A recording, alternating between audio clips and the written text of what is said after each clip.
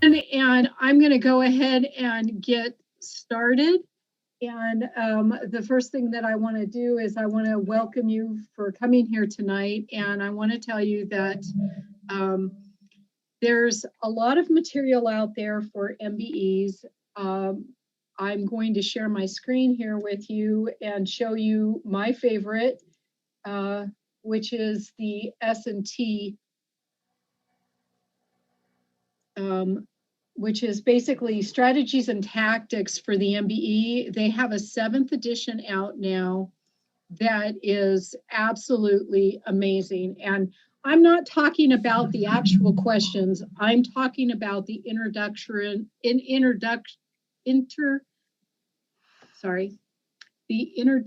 sections of each one of the subject matters. And let me share my screen and shut my. So I gotta stop it for a second because there was a little bit of um, talking going on, but I'll continue it in just a second. This and not for the questions. And why would I ask you to buy something that you're not going to use the questions? It's because of their actual introductions to each one of the questions. And I'm just going to share one with you, and it's called evidence. It gives evidence, it gives the outline, but what it tells you what to expect.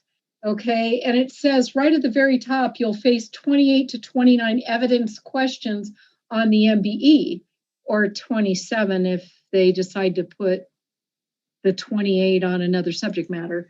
But here it tells you that when you do evidence, details matter. Well, I have to tell you that these introductory sections are really good as far as letting you know how to do evidence. Now, of course, evidence on the MBE is for the whole United States, and the FRE is all you need to know. But you can make mistakes because you can bring in common law, and if you answer the question to common law, then you mess up. And that's exactly what it says here. And so I wanted to share this first question with you. And the reason that I wanted to share the first question with you is because somebody's going to mute everyone.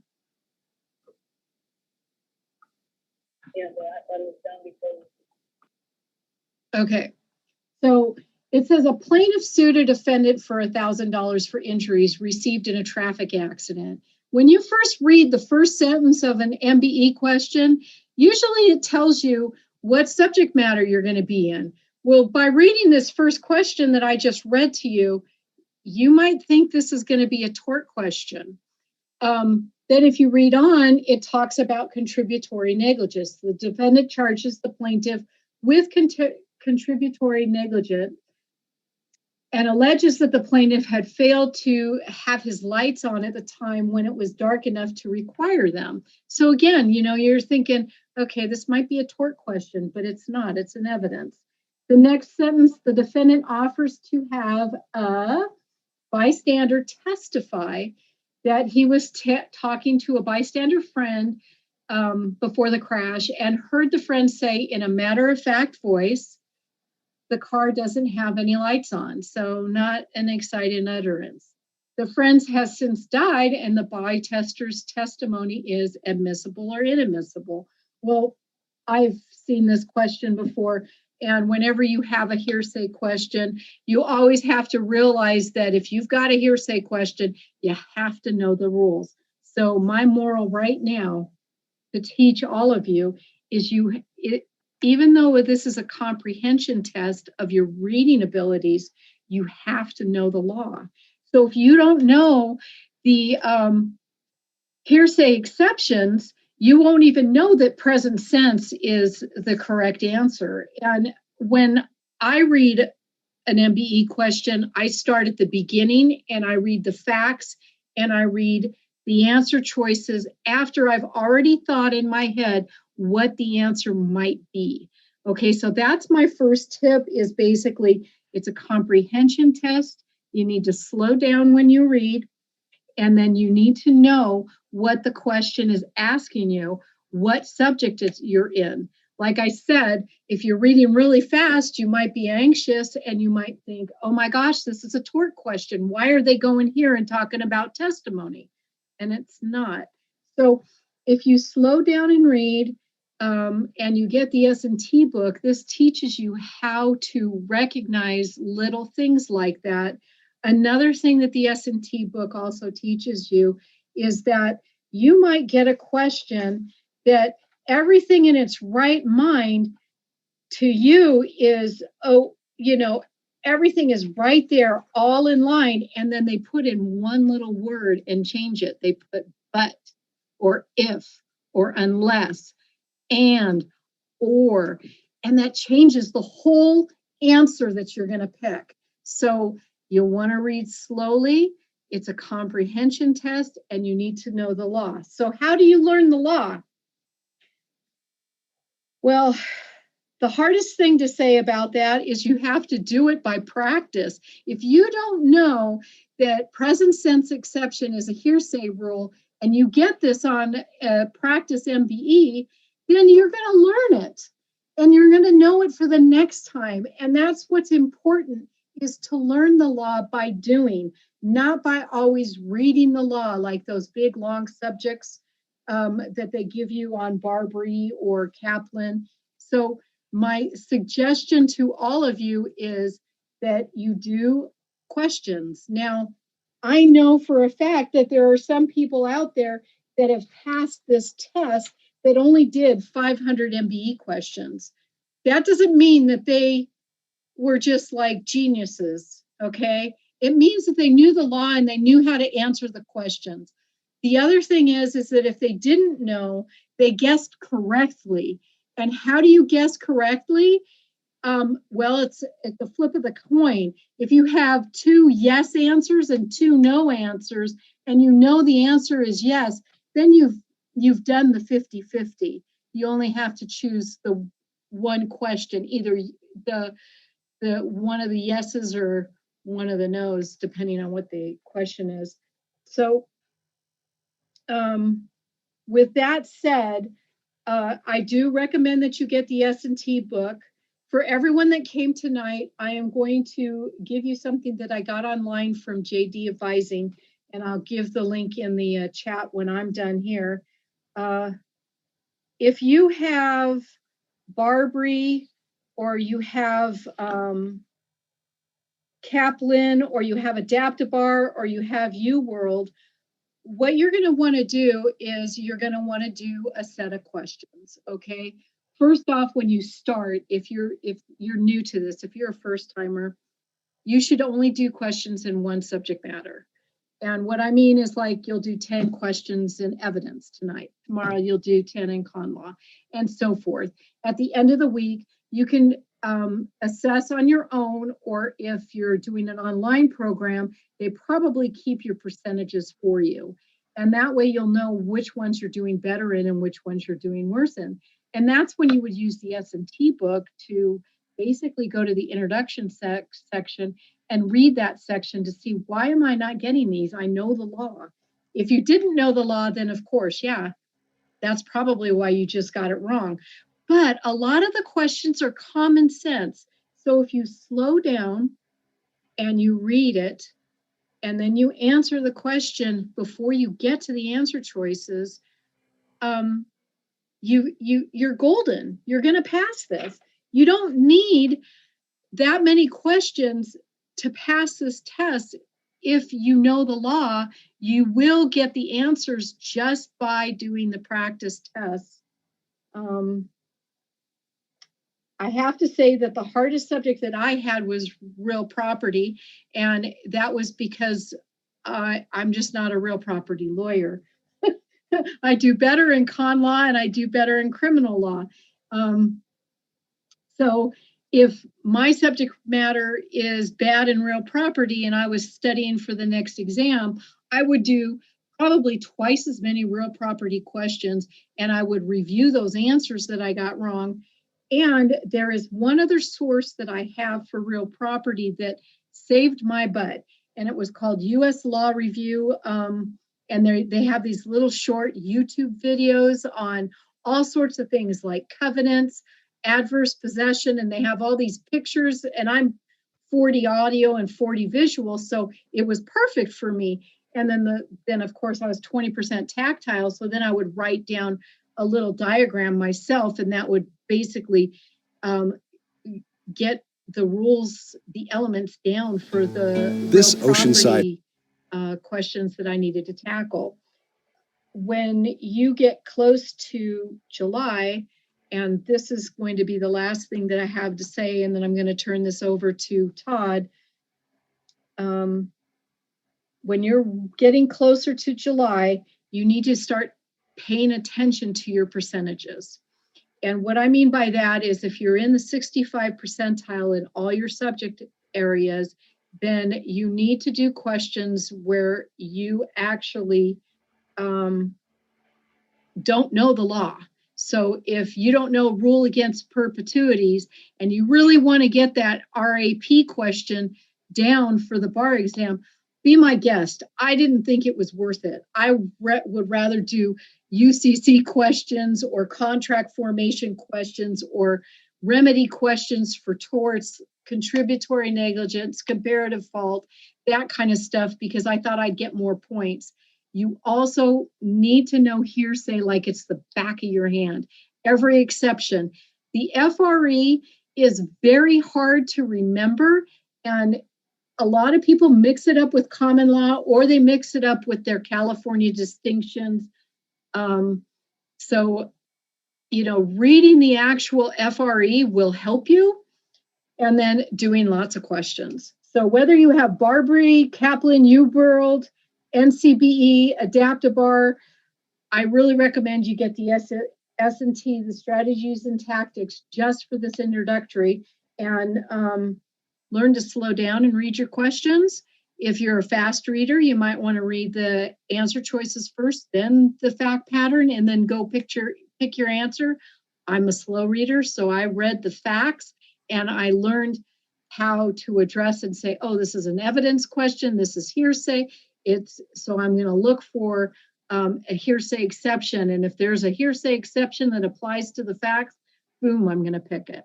Okay, so Todd, I'm going to turn it over to you if you would like to give some tips. Hi, how's it going? I'm Todd from barexamdoctor.com. I'm going to put our website address right there. We're an online bar review for helping students write mainly for essays and PTs. We do have an MBE section. Jennifer went over a lot of pointers that I think we've learned and agree with over time. I have some notes here that are some highlights. One thing I want to point out before I go into this, it was kind of funny.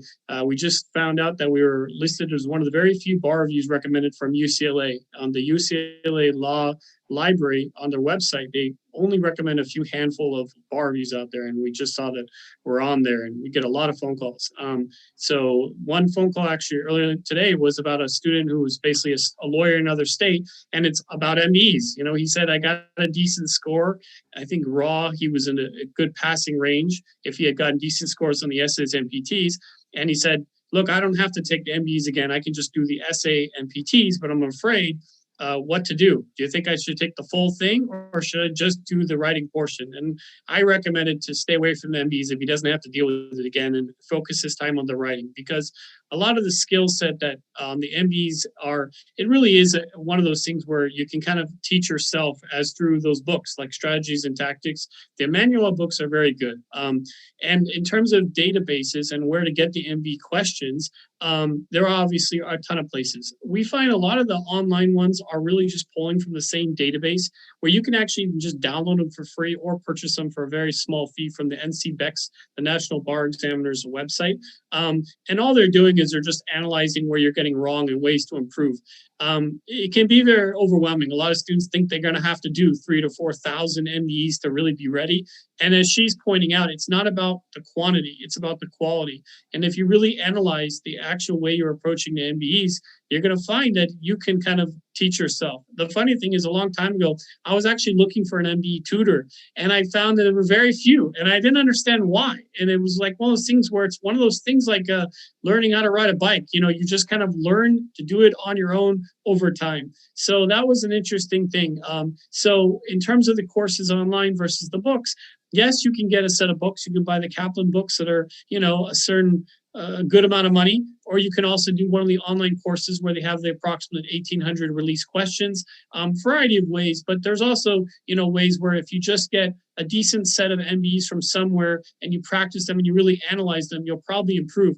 Some of the things that I noted that when Jennifer was speaking about was interesting. The approaching of how you approach an MBE, it's a lot like how you're approaching an essay.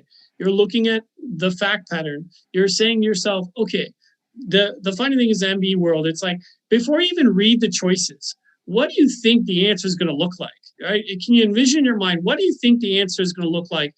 And then you kind of already are going to be able to get rid of one of the answer choices, because there's usually one that's completely off, right? And then there's usually another one that's kind of like, if you know the law, you probably get rid of that one too. And you're usually down to 2, as Jennifer pointed out. Almost like 9 times out of 10, you're always down to 2. And then at the end of the day, it's how do you choose between one or the other? And again, it's tough because, as she points out, sometimes there's like the if or the yes, but, and it gets really tricky with these double negatives. It's really confusing. But I think if you do enough questions and you really understand what the way the questions are written, and you really just, it's kind of like PTs. You look at the PTs, you don't need to do a million PTs, but if you understand the ways that these MBs are written, you will kind of get a feeling for it. You're getting a feeling for, and you're not going to get boggled down on these little words that can get really tricky really fast. So if you just some people say skip the whole thing and look at the answers. If you just look at the answers, I would have no idea. And then my mind would be stuck on these 4 choices that when I read the fact pattern, I wouldn't be able to see it clearly. I'd just be completely worried, right? I'd be worried which one is it, A, B, C, or D? Is it A, B, C, or D? And so I wouldn't be able to really take it in, as Jennifer is pointing out. If you just take it in, as she's saying, she reads a little slow, that's okay. Because if you read these really fast, you're going to quickly pick the wrong answer. It's just the way it is. These are written and they get published in such a way that is go through such a rigorous process that every single question in there is a way it's written is for a reason. This is not something you can do on your own. And the funny thing is, if someone says, what MBE, like, where are you getting your questions from? There's nothing wrong with the past MBE bar exam questions, which a lot of the bar reviews use. There's nothing wrong with them, but you have to understand, this is a process. If you go and you look at, let's say, the old PMBR, which are the Kaplan, they're written differently. If you look at 10 years ago, they're written differently. So it's important to at least go with the later way that they have the P and the D. There's different ways that they've started writing a certain way. But at the end of the day, if you look at the books of Emmanuel, really, after many, many, many years, Emmanuel Strategies and Tactics are still really one of the best books to use to try to help improve your MBEs. And it's not a quantity game, it's a quality game. So it's important to understand and look at the questions and pick the best choice based on analyzing it as you do. Some other things to point out that I thought that was interesting was how many MBEs to do, right? So like right now we're in mid-April and the bar exam is obviously in July. We've got about 3.5 months. And the question is, do I do 30 a day, 50 a day? It really depends on you. It depends on, have you taken the bar exam before? Have you done a lot of MBEs already? How much time we have? Where are your weaknesses? As she's pointed out, the rule against perpetuities. Everyone hates it. I say the same thing like everything else. If you hate it, it's probably because it wasn't tested very often, which means there's not enough things to look at to understand the way to approach it and do all that. So obviously, yes, there's probably 1 or 2 questions every now and then that they throw in there. But you know what? You stay calm, you just pick the best choice and you continue moving forward. Because if you're worrying about it, so is everybody else. And don't let your anxiety get to you. As I pointed out in the last meeting, anxiety is something that you really want to control. And when you're practicing the MBEs and you have your practice, and let's say you're doing it in a room, kind of set yourself like the real thing, just like the essay and PTs. Have a clock and have all your way that like the real thing. So that way, when you do get a rule against perpetuities question, which you might get, you're going to stay calm, you're going to work through it, you're going to move on to the next question. And some people don't even just read it. They just pick an answer and move on. And that's okay too, because again, some of these questions you're just going to get one or two of, and they're rarely tested, and everyone else is going to, sometimes they spend 2 to 3 times the amount of time they're supposed to on that one question because they're like so boggled down by it. Don't do that. Like literally, we'd say, if you want to just skip it, skip it. Pick A, B, C, D, and move on to the next one. Because at the end of the day, it's just a few, and it's better for you to use your focus on the questions that you know you're going to do a better job on, the ones that you know you're practicing on. As Jennifer pointed out too, it's important to track your progress. So like right now, we're in April. If you get a 50% pass rate on the one of the subjects, it's not a big deal, right? We're only in April. You get to May, and hopefully you're improving in your MBEs. If you're not improving, then that's the point where to say, okay, I need to figure out how am I going to improve? And that might be where a way you might want to commit some time to each day, or maybe an hour or so, just to learning how to do your approaches on the MBEs. I'm not saying do 30 or 50 MBEs. I'm not saying issue spot. I'm saying take that Emmanuel book or a book like that where it talks about how you're approaching it, how you're looking at it, and sometimes spend 20, 30 minutes on 1 or 2 questions, because you're going to take your time and you're going to read through it. You can take a question and you can almost mark it up like a PT or an essay. You can literally look at the call of the question, look at the facts, look at the way they're written, look at what point of view it's written at. All these things. Each MBE is almost like a mini essay. So you're just doing the same approach. You can even IRAC. It's funny, I've seen it before, where you can actually IRAC an MBE question. So it's important to give MBE the weight that it deserves. But at the same time, if you're like a lawyer in another state, you already have a decent score, don't waste your time on it. You've got your decent score, you're passing them through that. It's the writing portion. Writing portion is very important. People don't give enough credit, and definitely don't give enough credit to the PTs. I think one of the reasons I think we do well is because a lot of people realize that the PTs are a really important section of the bar exam, and we're one of the very few that really kind of gives you what you need to help improve your PT writing. PT writing is a lot like your essay writing. So in that, again, you're analyzing it, you have your time, and you have your approach, and you're practicing. Right now we're in April, so you should have basically picked your bar review in the next, I would hope that most people pick their bar reviews by mid-May at the latest. Some pick end of May, but by then you should really have your bar review and have a plan. Some people say, okay, what type of MBE should I do and what order of the subjects? We're a big fan of doing the MBE subjects first, and then the non-California subjects first, and then do the California subjects on the essay law. So like when you're doing the MBEs, you do your MBEs for the MBE subjects as you're doing essays, and then you do your California subjects and you do MBEs you'll continue improving on the MBEs, but you're focusing more on the writing on the essays for the California subjects.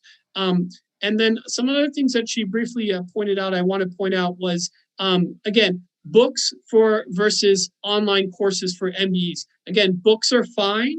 MBE onlines are fine too, but again, it's different resources. So the books most likely, like Emmanuel, are more about teaching and everything else. The online ones are more about practice, analyzing where you're getting wrong based on formulas, where they have tons and tons of algorithms, how much time you're spending on the question, which areas you tend to get wrong. There are all these analytics, but again, that doesn't really help you usually improve the way you're approaching the MBE. The way to improve your approach to the MBE is through one of the books like Emmanuel. One other thing I would point out real fast, just looking at some notes here, is, one second. She was pointing out the FRE versus the California, again, for like evidence. It's important to know that for the MBEs, obviously it's non-California, that's fine, no big deal. And then when you're writing the essays, it's important to know those California differences, know the difference in evidence, know the difference in professional responsibility, know the difference in Civ Pro, and make a chart. In our outlines that we give to our students, we have sections where we compare the differences. It's important to know those differences, just like in PR. Compare the differences. It's important. Even if they don't ask for it, it's no big deal. An extra sentence is not going to hurt you. So it's important to know that where you're going to need to know the differences and to point them out in the essays. But on the MBEs, it's like, yes, it's just the general law, no matter what state you're in, it is what it is. So it's important to know those things. So I think that's just about it. Some other real quick things is one of my graders, I call him Dr. Stan. We make these weekly videos now. They're about 10 minutes each. We put them on YouTube and publish them on our Facebook page. So you're welcome to watch them. They're free. They're no harm. And we're continuing to work through the subjects. So we're going through the MBE subjects, then we're going to the California subjects, and we're just talking about different things that we're seeing, trends we're seeing in the bar exam and from our students, because we do get a good amount of students, but we don't get thousands. It's okay. We spend the quality time as needed on each student, and we literally hand feed whatever it is to get them where they need to get to try to pass the bar exam or have a really, really great increase in their score. Because again, this is a marathon. You may not pass next time. That's okay. Just figure maybe it'll be the next time. That's okay. The average, I can't tell you how many people in California, like a lot of lawyers are not first time passers. They're never going to tell you that. And you're probably never going to know that, but that's okay.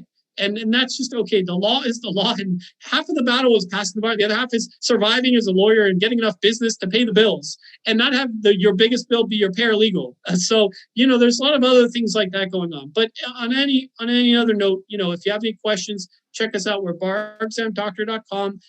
Check us out on our website or on Facebook or any other areas. And we'd be happy to help you, talk to you, even if you're not one of our students. Thank you. Okay, so I think that's it for tonight. There was one other thing that I was going to go over with you, and I'm having a brain fart. My brain came back, and I decided, since even though the course was, this video was completed, that I would show it to you. Okay, so for those of you that are first timers and you haven't done your bar exam, bar review program yet, there are a couple of places that you can go for MBE. The NCBE study aid store has a MBE bar exam pack for $100. There is a value pack, and I thought the value pack was supposed to be like 175, but it looks like it's no longer available. The one that was the value pack is, they're showing here for $125. Gives you the MBE 1, 2, and 3, 325 practice questions. It also gives you MPTs. This is for somebody that was taking the multi-state bar exam. So if you're taking the multi-state, then I would suggest getting the 125. If you're in California, then you would want to get the $100 MBE, which is Bar Now, which is really a great buy. I did Adapt-A-Bar and the NCBE and S&T, and February of 2020, I scored between 145 and 150. So it does work. I had to work on it for a long time. It took me 7 years to pass. So Adapt-A-Bar is what I use. They have a great program, something that you can keep track of each area where it's kind of crucial. And here it gives you an example of how they can keep track of certain types of questions. So I suggest you check them out if you haven't. There's a new place called UWorld. They offer a free trial. Might as well try them out. Barbary is pretty expensive. I thought I had them up on the screen, but I didn't. But they have a very expensive course, I believe. They have a Barbary mini review that you can sign up for. Kaplan also has a bar review program. They have over 4,000 MBEs. So you have a lot to choose from. Probably because I was working really hard today. So I, again, slow down when you read the questions. If you did not receive if you have not signed up for a bar review program yet, consider signing up for one.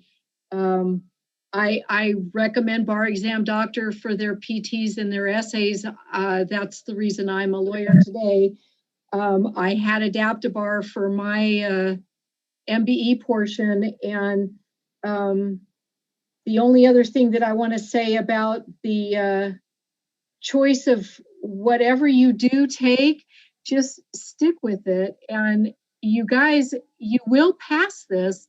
I really have faith that you will all pass this if you listen to the tips and apply what you need for you to do this.